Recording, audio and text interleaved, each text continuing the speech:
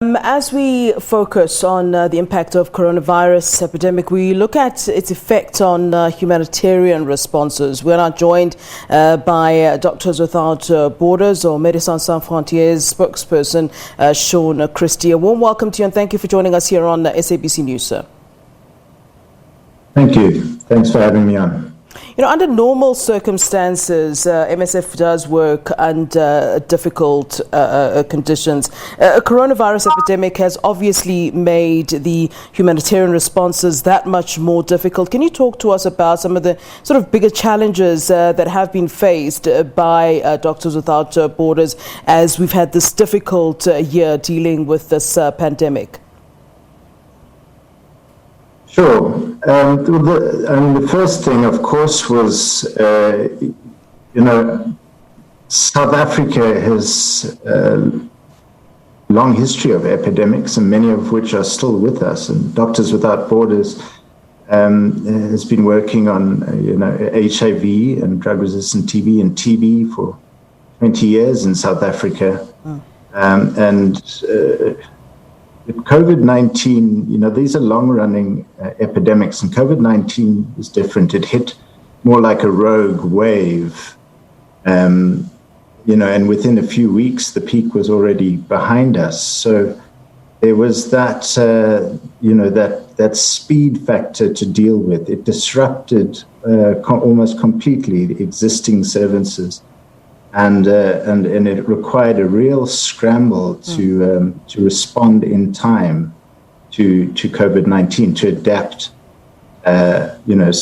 what we do to a COVID-19 response. Apart from dealing with COVID-19 response, there's also usually other factors within the borders of the countries that you would be operating. And I wonder, what were the sort of issues apart from dealing with COVID-19 that also added on to the problems that were already in those countries? And I wonder which would have been the worst to have to deal with. I mean, I know that historically, conflict areas, conflict zones are always difficult to work in. So what have been the most challenging places to be that then had to have the addition of COVID-19 pandemic added onto it? I can speak specifically to South Africa. Yeah.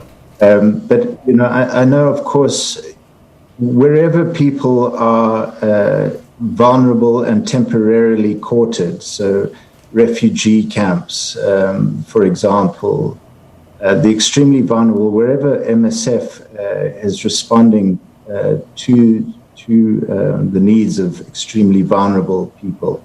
Of course, the additional burden of COVID-19, especially when people, mobility and the inability to get away was a reality. Of course, these were with great fears existed.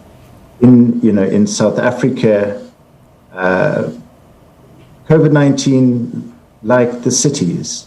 So, in Khayelitsha, very quickly became a national hotspot, high density settlement, and just keeping up with the speed at which the epidemic evolved in Khayelitsha, in the Western Cape. I mean, it was forecast for early August, and then that was brought forward to the end of June.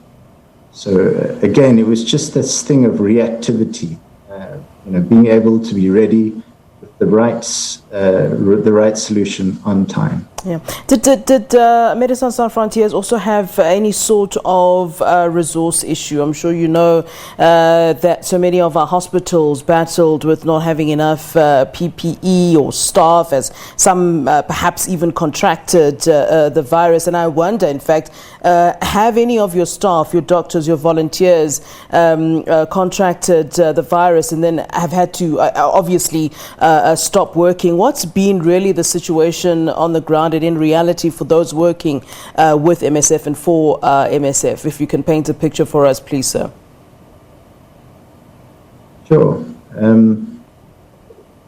A number of staff working for MSF contracted COVID-19. Some became quite ill and were hospitalized, but fortunately, everyone recovered. So it was, I think, in the end, over 50 staff members were infected and fortunately recovered. That also, aside from the fears, which were much allayed by,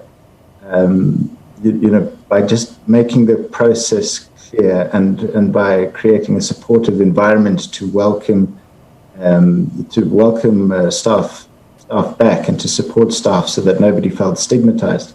Aside from that disruption to work, just ensuring we had enough hands on deck, of course, was a challenge. All right. Thank you very much, Sean, for giving us your time. We do appreciate it here on SABC News. Thank you, sir.